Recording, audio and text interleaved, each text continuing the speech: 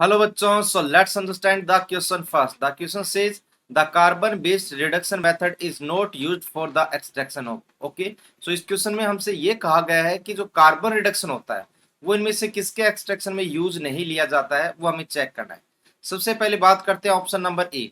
यहाँ पर बोला टिन फ्रॉम SnO2। चलिए देखिए, जो SnO2 होता है जिसे कैसिटराइट कहते हैं, इसका कार्बन रिडक्शन होता है और एक बहुत ही इंपॉर्टेंट रिडक्शन है। क्यों? क्योंकि ये डायरेक्ट SnO2 को डायरेक्ट Sn में कन्वर्ट कर देता है, जिसे क्या बोला जाता है? Tin black. क्या? टिन ब्लैक इसे कहा जाता है। और साथ में क्या हो जाता है? CO2 यहाँ से आउट हो जाती है। जनरली C से CO बनता है, लेकिन एक स्पेशल रिएक्शन है जहां पर कार्बन से रिडक्शन होता है। ध्यान रखिएगा, SnO2 का रिडक्शन CO से नहीं किया जाता है, ओनली C से ही किया जाता है। सो फर्स्ट यहाँ पर सही है, कार्बन रिडक्शन होता है।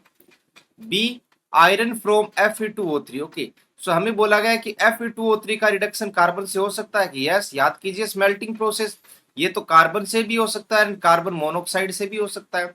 स्टेप बाय स्टेप रिडक्शन रहता है। ये Fe3O4 में कन्वर्ट हो जाता है, फर्दर रिडक्शन से FeO में कन्वर्ट होता है, फर्दर रिडक्शन से आयरन में कन्वर्ट होता है। तो ये भी कार्बन रिडक्शन से पॉसिबल है। अगर थर्ड की बात करते हैं, एल्यूमिनियम फ्रॉम एल्यूमिना। सो देखिए, Al2O3 से Al का जो रिडक्शन होता है वो होल हेराल्ड प्रोसेस से किया जाता है। किससे? होल हेराल्ड प्रोसेस से। तो ये प्रोसेस, तो इसमें तो कार्बन यूज नहीं होता है, ठीक है। कार्बन यूज होता है, लेकिन carbon as a reducing agent नहीं होता। यहाँ पर कैथोड और एनोड का काम करता है कार्बन। ओके, तो यहाँ पर ये नहीं होगा। Option number D, magnesium from MgCO3 dot CaCO3। ठीक है, ये क्या यहाँ पर डोलोमाइट है। MgCO3 डॉट CaCO3 को क्या बोलते हैं? डोलोमाइट कहते हैं।